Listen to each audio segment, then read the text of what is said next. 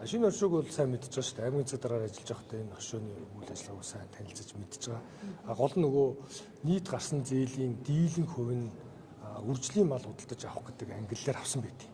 Одоо хошоод малчид маань. Тэгэхээр энийг бол одоо цаашд бол үргэлжлүүлэхгүй. Цаашдаа бол юм дундын оршоо буюу түүхэн эдийг анхаарчны төвшөнд одоо ангиллан ялгах, бэлтгэх, анхаарчны босруулалт хийх. Цаашд одоо ингээд үйлдвэрүүдийг түүхэн эдээр хангахад нь илүү одоо ийм анхаарчны тогтолцоог зөв болгож өгөх. Энэ тал руу мөн малыг эрүүл болгоход нь одоо дэмжсэн. Энэ тал руу илүү энэ хошооны санхүүжил дэмжлэгүүдийг сургалттай зөвлөх үйлчлэгтэй хамтдан шилжүүлнэ. Он гараад энэ дээр. Хэдэн өрөө зарцуулаад буцаад төлөвлөсөн хэд байгаа. Усын цус одоо ийм нэг ташаа мэдээлэл яваад байгаа. Усын цус одоо олгосон зээлийн төлөлт бол одоо 90 гаруй хувьтай явж байгаа. Тэгэхээр тий товсон хугацаанд бол төлөгдөд явж байгаа. Хүмүүс энийг бол одоо төлөгдөггүй нэгдэг мэдээлэл ийм бол байхгүй шүү. 800 бөмбөг зарцуулсан байна. Тийм байна. Буцаад төлөвлөж байгаа нэг бол буцаад Яг энэ чинь юм шүү дээ нөгөө зөвхөн зээлийн үгийн одоо татаасыг өгч байгаа байхгүй. Өөрөөр хэлбэл арилжааны банк одоо 17.8% хүүтэй гаргадаг бол тэрний 12-оос 13%-ийн одоо хүүгийнхэн төлбөрийг төсвөөс хариуцаад тухайн одоо зээл авсан иргэн бол одоо 6% төлөх. Ийм зохицуулттай байна шүү дээ. 3.2-ийн зээлийн үг. Тэгэхээр олгосон зээл нь 800 тэрбум төгрөг боловч энд хүүгийн татаас өгж байгаа нь бага байгаа шүү дээ. одоо эдэн өрөө буцааж төлөвлөсөн байгаа. Одоо 90 гаруй хувьтай явж байна. Яг бол төлөлт нь нөгөө сар болгоноор нэмэгдэж явж байгаа учраас сар болгон одоо нэмэгдэж явж байгаа учраас энийг яг одоо тэдгээ шууд санхүүгийн тоогдлохгүй те ямар ч 90 гаруй хувьтай төлөлттэй явж байгаа. Хөдөө аж ахуйн яам нүүх асуудал юу байсан бэ? Дахантуу нэрмсэн нүүх болсон уу? Улаанбаатар хотроо нэрмсэн нүүх болсон уу? Ингээ хоёр талд ингээ ажиллаад авах юм уу? Яах юм бэ? Энийг одоо зөндөө хэлсэн те. Тэгээ ер нь бол нэг талдаа л ажиллах хэрэгтэй. Харьяа байгууллагууд бол нэг дарханд байж болно. Бодлогын яам бол эсвэл дарханд бүрэн эсвэл Улаанбаатарт бүрэн ажиллах хэрэгтэй. Тэгээ яам гэсэн үг вэ? Тэрийг судалж байна. Өмнөх сайд нь одоо ажилчдаа шийдвэрлэхэд бол байрны урьдчилгаанд 3.1 төгрөгийг хүлээж хүн биржээс гаргасан байна. Энэ дээр бас аудитын дүгнэлтэн гарсан байгаа. Та мэдээлэл авсан. Мэдээлэл авсан 3.1 тэрбум төгрөг шүү. Ихнээс биш тий тэрбум төгрөг. Байрны урьдчилгаанд. Тэгэхээр Улаанбаатар хот руу хэрвээ шилжчихэр болоод одоо тэр байр авсан иргэд яах вэ? 30% одоо төлбөрийг одоо яамны болон харьяа байгууллагын ажилтал багцад одоо зориулсан юм билээ. Тэгэхээр нөгөө ингэсэл юм билээ л дээ. Ер нь дархандуу нүүхэд мэдээж очиход байрны асуудал хүнд байгаа шүү дээ. Хүн чинь шууд одоо байр. Тэгэхээр 30% нөрслөө нөхсөн юм билээ. Ер нь цаашдаа бол бид нар сургуулийн нүүлгэн гэдээ ярьдаг тийм үү? Ярих бол их амархан юм билээ. Энэ бол том сургамж болж байгаа. Өөрөөр хэлбэл их сургуулийн нүүлгэхийн тулд яагаад хүндрэл гардаг вэ гэхээр за оюутанд очиж болно, байрыг барьчна, дотор байрыг барина. Гол нь ямар хүндрэл гардаг вэ гэхээр багш нар нь очдоггүй юм бэл. Өөрөөр хэлбэл залуу багш нар чинь энд хүүхдэн сургуульд байна.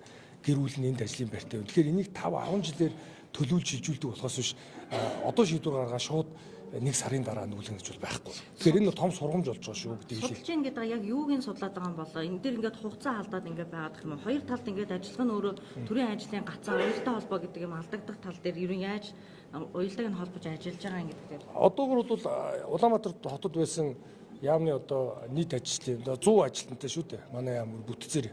Тэрний одоо 30 гаруй хүн энд байсан. Тэр нь бүгд даханд очиж ажиллаж байгаа. Би үрд даханд очиж ажиллаж байгаа. Яг тэгвэл эн чинь хоёр талтай ингээд яваад иж болохгүй шүү дээ. Би нэг жишээ хэлж өгөө. Одоо Батэрдэн сайд томилогдсны дараа яарм руу нүүлгсэн юм билээ. Байгаль орчны яамыг. Тэгээд яасан гэхээр нүүлгээд тэр үед нэг одоо 10 хүрэхгүй тооны хүн машинтайгаа ажилдаа ирдэг байсан. Тэгээд ихэнх нь автобусаар эсвэл алхаад ирчдэг байсан юм билээ. Яарм руу нүүсэн чинь 100 хүн бараг бүгдээрээ машинтай явдаг байсан билээ. Тэгээд хөгжил буурсан уу? Үгүй. Дархнаас гэсэн бид нар хэдий одоо 3 цаг одоо энэ 61-ийн гаруй мөртөл дархнаас яваад ирж байгаа ч гэсэн хотын төвд ороод сонсголонгоос яармгаас энд иртлээ дахиад 2-3 цаг төвчж байгаа шүү дээ. Тэгээд бүгд машинтайгаа ингэ явж байна. Энэ бол тэгэхээр их бодож хийх ёстой асуудал. Би харьяа газар гэдээ хэлээд байгаа нэг ойлгомжтой ойлгуулчихгүй бол харьяа газар гэдэг жишээлбэл хөдөө аж ахуйн бирж, хөдөө аж ахуйн корпорац, малын удмын сан гэдэг тийм бие даасан байгууллага. Бие даасан байгууллагын дарга нь тэр байгууллагыг анзаараад төлөөлнө. Тэгэхээр тэр хүн бол одоо ирж очиод байж болно шүү дээ. Нэг л одоо удирдлага тий байгууллагыг гадагшаа төлөөлнө. Гэтэл яам өөрөө 6-7 газартай олон хэлтстэй энэний ажилтных нь газрынхан дарга нь энд ажилтан тэнд байгаад хаар болохгүй байна гэж үзэж байгаа байхгүй. Тэгэхээр нэг талдаа гадна одоо шууд нүүлгээд ирэх ихээр хүүхдүүд нь хичээл сургуульд орсон байна. 10 гаруй гэр бүлэрээ очсон байна тийм үү. Энд ч тоглоом биш байхгүй юу. одоо гинт ингээл төрийн шийдвэр гаргаад нүүлгэж очичоод тэнд арайгэд өгнөөл хүүхдүүд нь сургууль орж явахад дахиад нүүлгээд аваад ирнэ. Тэгэхээр энийг чих бодож шийдэх хэрэгтэй. Тэгэхээр та бүхэн судалж яах гэдэг дээр бити одоо эмзэглээрээ зөв мэдээллийг иргэдэд хүргээрээ энийг чинь хүний амьдрал ахуйтай холбоотой юмыг шууд ингээд төрийн шийдвэр гаргаад чи эсвэл нүү эсвэл ажилласаа гар гэж болохгүй шүү дээ тийм байж.